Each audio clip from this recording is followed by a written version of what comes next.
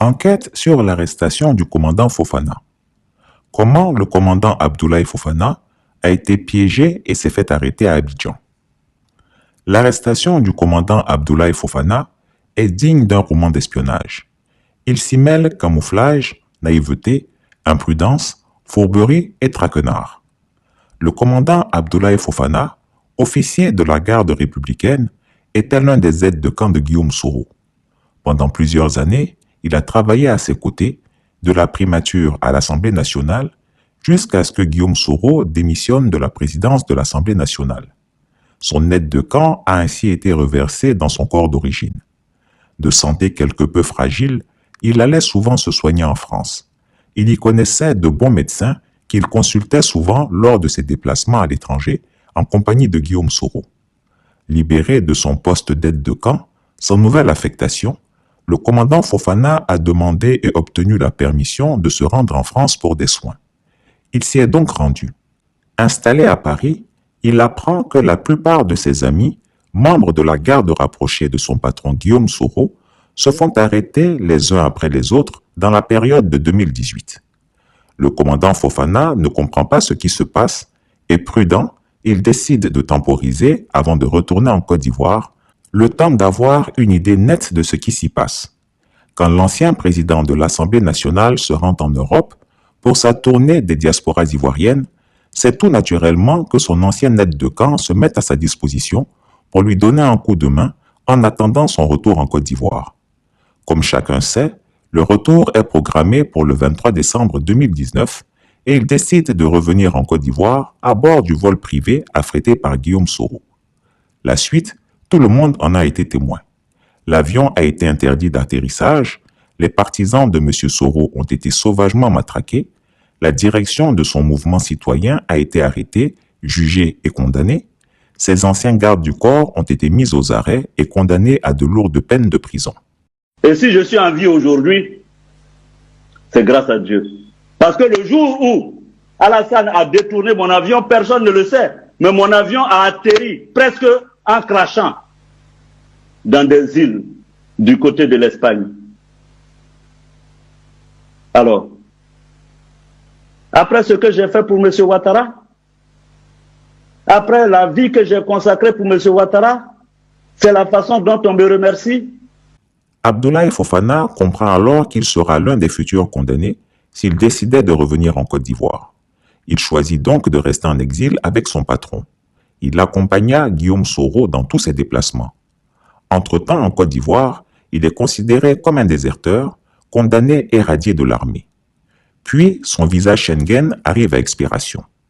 Sur recommandation de son patron, il décide d'engager une procédure de demande d'asile en France pour pouvoir y rester en toute légalité. Cette procédure prend du temps. Il informe donc son patron.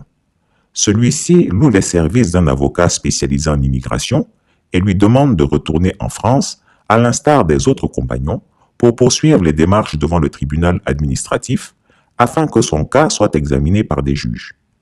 Libéré des charges auprès de Guillaume Soro, c'est ainsi qu'il quitte l'Espagne pour rejoindre la France en avril 2021. Et depuis lors, son patron ne le revit plus physiquement. À Abidjan, les autorités qui n'ont pas cessé la traque contre Guillaume Soro et son carré de proches collaborateurs décident de cibler 3 personnalités de son entourage pour les débaucher en vue de l'affaiblir. Les 3 cibles sont Isiaka Fofana, ancien directeur général de la LONASI, Afoussi Bamba, ancienne ministre de la Communication, commandant Abdoulaye Fofana, ancien aide de camp. 4 personnes du régime Ouattara sont chargées de les traiter, c'est-à-dire d'avoir des contacts avec eux et de les convaincre de revenir au pays. L'ancien directeur des services d'espionnage extérieur et actuel ministre de la Communication, Amadou Koulibaly, dit Hams le Petit Michelin, est chargé de traiter Isiaka Fofana. Kandia Kamara, actuel ministre des Affaires étrangères, est chargé de débaucher Afoussi Bamba. Quant au commandant Fofana, 2 officiers qu'il connaît bien sont chargés d'entrer en contact avec lui et de le rassurer pour qu'il accepte de revenir en Côte d'Ivoire, où on lui promet d'annuler sa condamnation et son retour dans l'armée avec son grade. Pour ce qui est d'Isiaka Fofana, Petit Michelin lui a promis que rien ne lui serait fait s'il rentrait en Côte d'Ivoire. Il lui a donné l'assurance que sa condamnation à 20 ans de prison serait levée et que le chef de l'État était dans de bonnes dispositions pour lui offrir un strapontin afin de retrouver un déroulement normal de sa carrière. Quant à l'ancienne ministre Afoussi Bamba, il lui a aussi été promis la levée de sa condamnation à 20 ans et qu'elle figurerait sur la shortlist des personnes qu'Alassane Ouattara, le super menteur, songeait à réintégrer dans son gouvernement, comme c'est le cas de l'actuel ministre Sangafoa Koulibaly. Mais tout ceci, leur a-t-on dit, ne deviendrait effectif que s'il lâche Guillaume Soro dans son exil. Ainsi isolé, ce dernier n'aurait d'autre choix que de négocier son retour au bercail ou de prendre le parti de mourir en exil, seul et abandonné de tous. Le commandant Fofana, empêtré dans ses soucis, s'est-il laissé tenter par ses offres flatteuses? À ce jour, nul ne saurait le dire avec certitude. Toujours est-il qu'à un moment donné, à l'insu de ses compagnons, il a fait le choix de rentrer en Côte d'Ivoire avec le secret espoir de retrouver son emploi et pourquoi pas de mener une action militaire. Qui peut aujourd'hui savoir ce qui s'est réellement passé dans son cerveau? Peut-être était-il hanté par l'image du relatif succès des colonels de la sous-région comme Mamadi Doumbouya, Assimi Goïta ou Paul-Henri Damiba. Ou a-t-il fait une dépression face à la dureté de l'exil? Son père, âgé de plus de 85 ans et malade, est-il la cause de sa détresse? Pour l'heure, nul ne le sait. Grâce donc au contact qu'il s'est créé quand il était l'aide de camp de Guillaume Soro, il avait un carnet d'adresses fourni.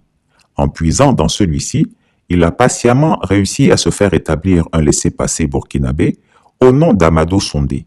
C'est ce document qui devait lui permettre d'effectuer son voyage de retour en Côte d'Ivoire. Une fois en possession de ce document, il a pris un billet d'avion Bruxelles-Ouagadougou pour la date du 25 mars 2022. Toutefois, pour une raison que Chris Yapi ignore, il n'a pas pris le vol prévu pour cette date-là. Curieusement, il aurait fait la route pour rallier le lendemain Genève en Suisse, d'où il a embarqué pour le Burkina Faso le 26 mars 2022.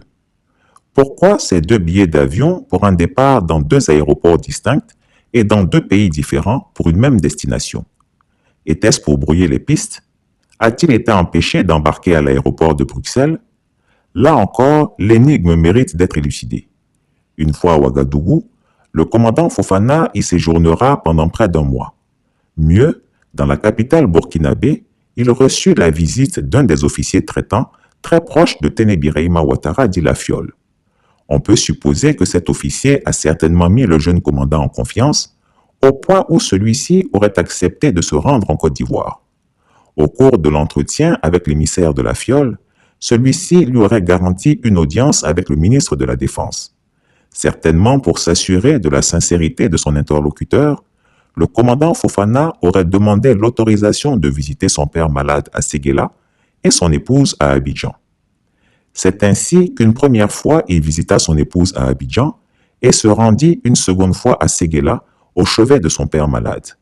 Tous ces voyages ont été effectués au vu et au su de tous, ainsi que sous encadrement de l'officier traitant des services de renseignement de la Fiole. C'est à l'issue de ces deux déplacements à l'intérieur du pays que le jeune commandant retourna dans la capitale burkinabé. Il semble qu'il aurait eu plusieurs rencontres avec des soldats ivoiriens à Ouaga et avec les 10 officiers traitants. L'on s'interroge à savoir si ce séjour et ces différents déplacements ont pu se faire à l'insu des autorités burkinabées. Le commandant Fofana était-il en deal avec Téné-Birahima Ouattara dit la Fiole? Là encore, mystère. Pendant 2 jours, bien que des gens l'aient reconnu à bord du véhicule de son épouse, il ne fut point arrêté. Avait-il su bien se camoufler pendant son séjour? L'avait-on laissé sciemment séjourner sur le territoire ivoirien sans tenter de le mettre aux arrêts? Pour l'heure, nous n'en savons rien. Toutefois, il est établi que le commandant Fofana a quitté la Côte d'Ivoire pour retourner au Burkina Faso. Il a traversé à nouveau la frontière avec le même dispositif que celui utilisé pour son retour. Le 1er mai 2022, il retourne à Abidjan pour la seconde fois, dans l'espoir de voir Téné-Birahima Ouattara dit la Fiole. Il y passe 2 nuits tranquilles, sans aucun souci particulier. Cela le met-il peut-être en confiance? Dans la nuit du 3 au 4 mai, il donne rendez-vous à certains de ses frères d'armes pour une rencontre nocturne à la Riviera Cocody. C'est là avec certitude que le piège va se refermer sur lui et ses camarades. Tout le groupe a été mis aux arrêts par un groupe de combat spécialement dépêché sur les lieux. Surpris, le commandant Fofana n'eut certainement pas le temps de réaliser qu'il a été piégé dans un guet-apens cruel. Il a donc été arrêté au motif d'une préparation d'un coup d'État, de port illégal de tenue militaire, etc. L'officier s'est ainsi mis dans de sales draps. Il s'est rendu compte qu'il avait été attiré sciemment dans la gueule du loup au motif de pardon et de réconciliation. Quelle erreur de Gawa. Isiaka Fofana et Afoussi Bamba, aguerris quant à eux aux tactiques politiciennes et aux leurs, n'ont peut-être pas commis cette erreur naïve de croire au doux chant des sirènes d'un retour sécurisé et d'une promotion au sein de l'appareil d'État. Ils ont à tout moment rendu compte à Guillaume Soro de leur contact avec les émissaires du pouvoir. Ce ne fut malheureusement pas le cas du jeune commandant Fofana Abdoulaye, qui n'a pas pris la mesure des enjeux de l'heure. C'est également le cas d'un autre ancien compagnon de Guillaume Soro, à savoir Soro Alphonse. Ce dernier parlait encore au téléphone à son ex-patron le jour même de son départ de Paris pour Abidjan, sans que ce dernier n'en sache un traître mot.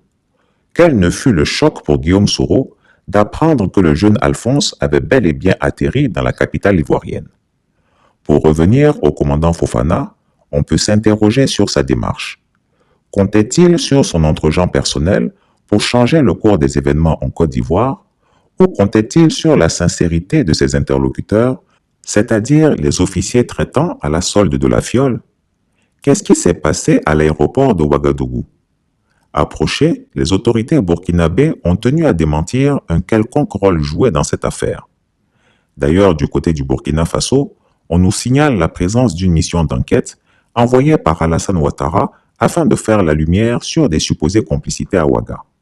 Cette mission, composée de 5 éléments du renseignement ivoirien, serait conduite par Yaya Ouattara, neveu de Ténébireima Ouattara dit La Fiole. Affaire à suivre pour élucider la part de responsabilité de la partie burkinabé. Aujourd'hui, le commandant Fofana doit se mordre les doigts d'avoir cru un seul instant qu'il avait affaire à des gens sérieux et loyaux. Ce qui est dramatique dans l'histoire, c'est que Chris Yapi n'a de cesse de mettre les hommes politiques en garde contre les espions d'Alassane Ouattara en vain. J'ai pu interroger 2 proches du commandant Fofana qui ont affirmé que jamais l'idée de trahir son patron Guillaume Soro ne lui trotterait dans la tête, mais que l'officier était obsédé par son envie de retrouver vivant son père malade et qui, semble-t-il, dépérissait de jour en jour. L'idée qu'il ne puisse pas le voir avant qu'il trépasse aurait donc pris le dessus. Toujours est-il que courant 2021, Chris Yapi avait même consacré une enquête fouillée et spéciale sur la traque particulièrement féroce que le dictateur des Lagunes avait décidé de mener contre 2 compagnons de lutte, les nommés Franklin Nyamsi et Abdoulaye Fofana, ainsi qu'un certain Lama Fofana, sergent de gendarmerie.